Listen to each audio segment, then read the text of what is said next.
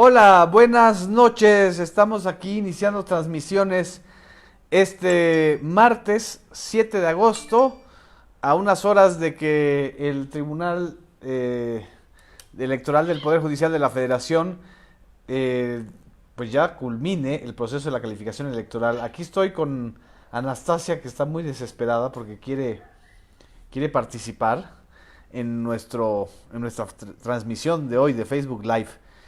¿Qué es lo que nos está diciendo Tacha? Que sin justicia no hay perdón. En fin, ahorita vamos a abordar este tema, quizá uno de los más delicados de la próxima agenda gubernamental, que el día de hoy inició con la serie de los foros de pacificación o los foros escucha. Van a ser alrededor de 40 foros que se van a realizar en todo el país, donde van a participar evidentemente las organizaciones de víctimas de esta tremenda situación de descomposición, de guerra contra el narcotráfico, que en muchos sentidos se ha convertido en guerra contra la sociedad civil. Muchas gracias a todos los que se están y a todas nuestras amigas que se están sumando, a Deya Incatare, a Maritza Martínez, que les manda saludos aquí a Tomasa y Anastasia. Ellas no necesitan foro, ellas lo que necesitan es paz. En fin, a todos los que también están aquí, Levi Luna, muchas gracias, que les manda saludos a Tomasa y Anastasia, a Belemora, a Jarmina Medina, muchas gracias, a Elisa Cos, a Rafael González, buenas noches desde Chahuites, Oaxaca, que siempre nos están aquí sintonizando y escuchando. Rocío Albarrán, muchas gracias. A María Pimentel, buenas noches. A Cristina Sáenz López, buenas noches. ¿Cómo están? A Diego Farías desde Guerrero, muchas gracias por estar aquí, Diego. A Ulises Peña Morales, me dice que ya no fume. Bueno, en eso estamos. Alejandro Márquez, Adam Boll. Bueno, el respeto a los vicios ajenos es la paz. En fin, eso diría Juárez, aunque sabemos que el cigarro es uno de los vicios peores para dejar. César García, buenas noches. Cres Chávez, buenas noches. Muchas gracias.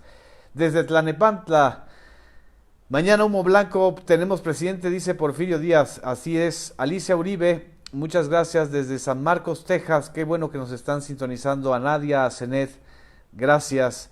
A Naum Lara, desde Coatzacoalcos, Veracruz. Desde Jalisco, Jorge Aníbal Flores, Nápoles, muchas gracias. Carlos Dardón, desde San Cristóbal.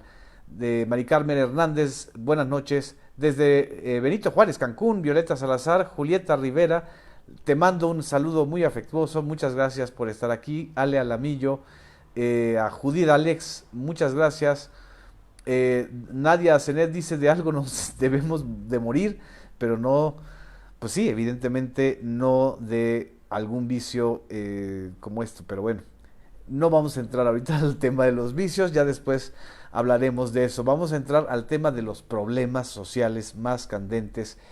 Y el día de hoy en Ciudad Juárez inició quizá el expediente y el tema más delicado de todos los muchos temas muy delicados, muy complejos, que vendrán con el gobierno de Andrés Manuel López Obrador. El hecho de que ya prácticamente la agenda informativa, las expectativas políticas, las decisiones adelantadas, sobre todo en términos de nombramientos de el próximo gobierno, la tenga ya el gobierno futuro, porque ni siquiera es gobierno electo, lo será a partir del día de mañana. El hecho de que esté la agenda dominada por los planteamientos de Andrés Manuel López Obrador, los foros que se están iniciando, los titulares de las futuras dependencias, quiere decir que hay hambre de decisión política en México. Esta hambre de decisión política la ha captado pues de una manera muy impresionante López Obrador. Por supuesto que están abriéndose tantos temas y tal complejidad de asuntos, como es compleja la situación del país. No solamente fue un voto de castigo lo que vivimos en el 1 de julio, lo que estamos viviendo es la reorganización y reordenamiento del país. Y bueno, aquí interrumpo para mandar también saludos a Graciela Solache, a Enrique Hernández, que nos está viendo desde Chetumal, a mi paisana amiga Delta Conde, contemporánea también, a Raquel Ramos Cortés desde Orizaba, Veracruz, a Verónica Velázquez, muchas gracias, que nos está comentando esta situación de los hospitales, que también el día de hoy López Obrador y el gobernador de Ciudad Juárez, Javier Corral, pues informaron y mostraron un hospital en obra negra. De estos recursos que nunca se invirtieron realmente en infraestructura para la población, sino para el robo, para el saqueo o para desviar a las tramas electorales. Dice Kilei Yuen, para mí fue un voto de conciencia. Sí, es una toma de conciencia lo que está sucediendo, y en este sentido también es impresionante la generación de ideas y de desafíos. Lo que hoy sucedió en Ciudad Juárez, en el primer foro, apenas en el primer foro de los 40 que están planeados o que se están planeando, pensando para la pacificación, nos dio un breve retrato de lo que está sucediendo.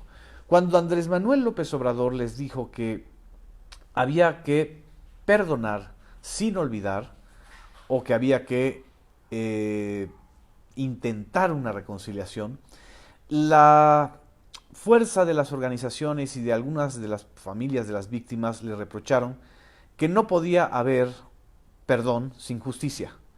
Y quizá este es el tema fundamental que va a ser la clave de este proceso tan duro, delicado que vamos a vivir en México.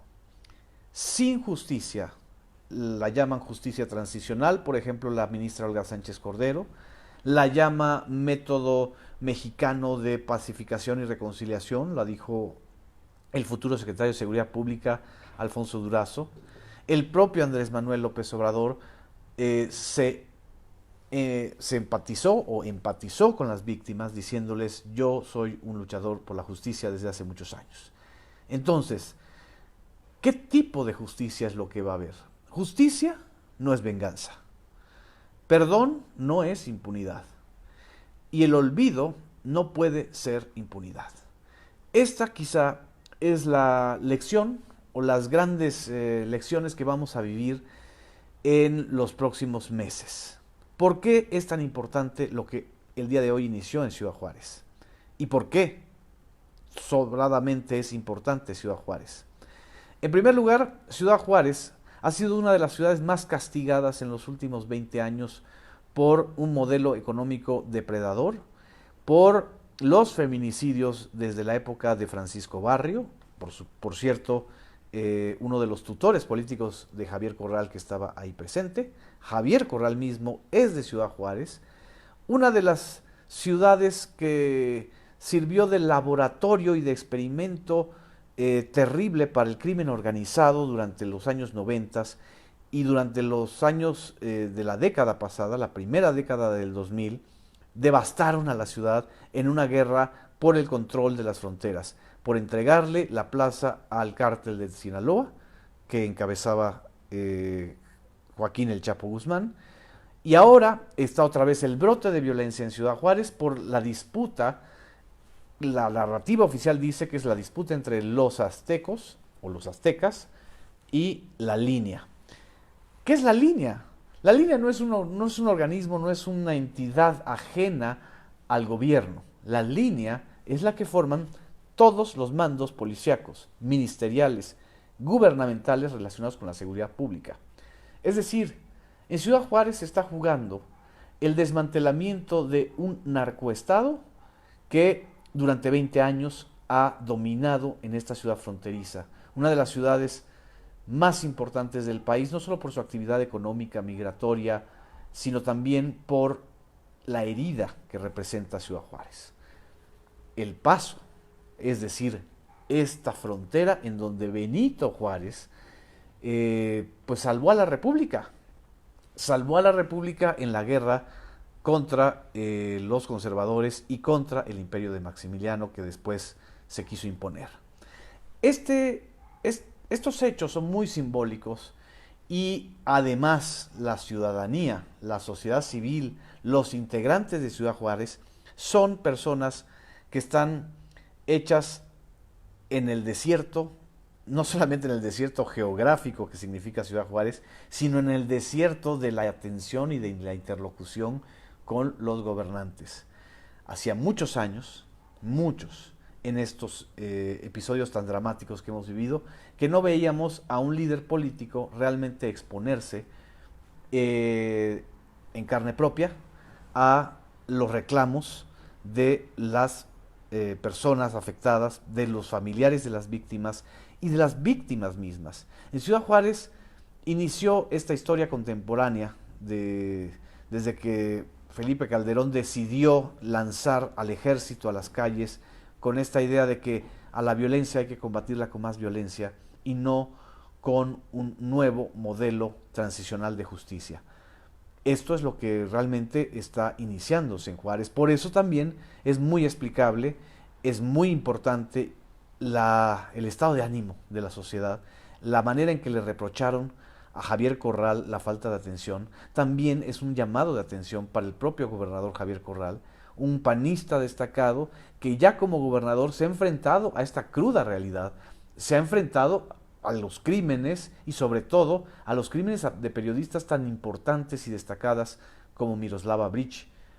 Es decir, es un auténtico complejo al que no podemos evadir. Lo quiso evadir Enrique Peña Nieto y va a pasar a la historia, lo he dicho aquí, por ser uno de los presidentes más insensibles ante los reclamos de las víctimas, como en el caso de los estudiantes de Ayotzinapa desaparecidos desde el 26 de septiembre de 2014. López Obrador no le está dando la vuelta, está encarando, está enfrentando. ¿Qué va a suceder con esto? ¿Es un mareo? ¿Es un distractor? No. Lo que estamos iniciando es un auténtico proceso de nuevo pacto social en México. Y este nuevo pacto social, por supuesto que no va a ser fácil, por supuesto que no va a ser y no le va a dar gustos a todos, pero lo que tiene que ponerse como prioritario en la mesa, y eso es lo que se debatió también hoy en Ciudad Juárez, es la pacificación del país. No podemos, como lo mencionó la ministra Olga Sánchez Cordero en entrevista con Proceso, tener cifras tan espeluznantes de desaparecidos en el país. Son 300,000 desaparecidos los que ella calcula. Oficialmente se hablan de 40,000. El sexenio de Enrique Peña Nieto va a terminar con más de 200,000 ejecutados en 6 años, superando la cifra de Felipe Calderón. No podemos como sociedad avanzar a ningún lado si no sabemos dar justicia a las víctimas y pacificar al país. El perdón tiene que ver también con la justicia. Esto es algo de lo que se va a tener que discutir muy ampliamente, no solamente en estos foros, sino también en los medios de comunicación. No es la única prioridad del país, por supuesto. Está la corrupción, está la necesidad de generar empleos, está la necesidad de reactivar el campo, está, por supuesto, la política económica que debe mantener al país en un estado de estabilidad, porque las devaluaciones o las fugas de capitales a los que más afectan son a los que menos tienen. Entonces, realmente López Obrador y su equipo lo que están haciendo es abrir los expedientes que quisieron cerrar durante estos 6 años los funcionarios de Enrique Peña Nieto, dándonos pildoritas. Va a ser un proceso muy crudo, es un proceso muy duro, pero es un proceso que ya inició.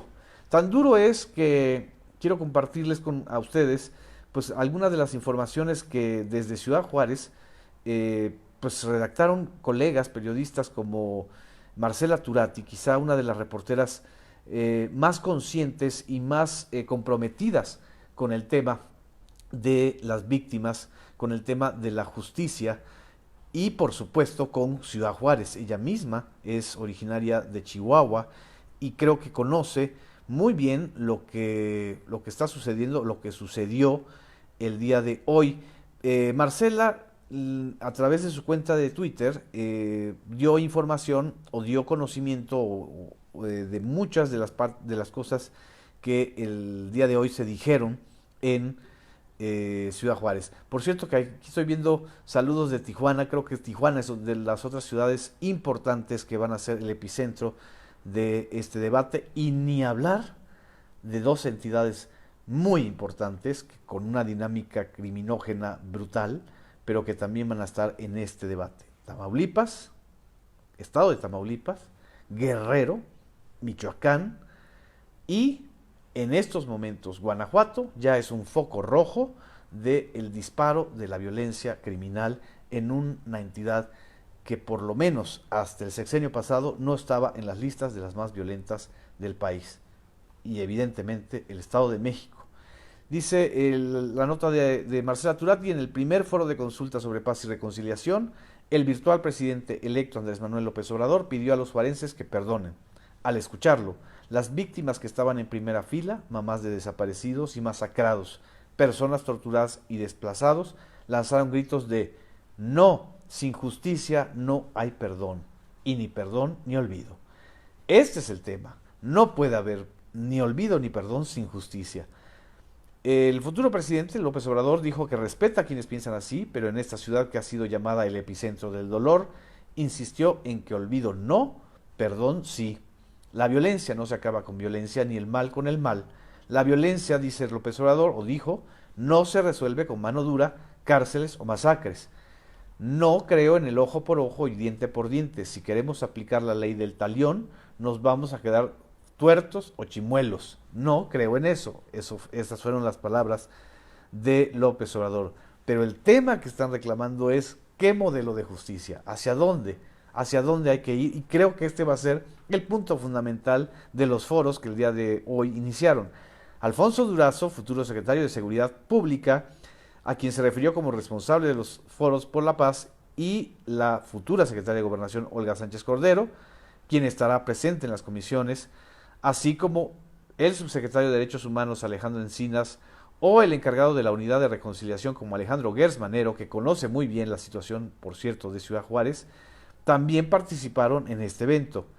En el templete estuvo el gobernador panista Javier Corral, quien las víctimas de feminicidios, desapariciones, tortura y desplazamiento que estaban presentes interrumpían a gritos y lo acusaban ante López Obrador por no atenderlos. Tenlo en la mira, López, gritó desde la primera fila una de las asistentes.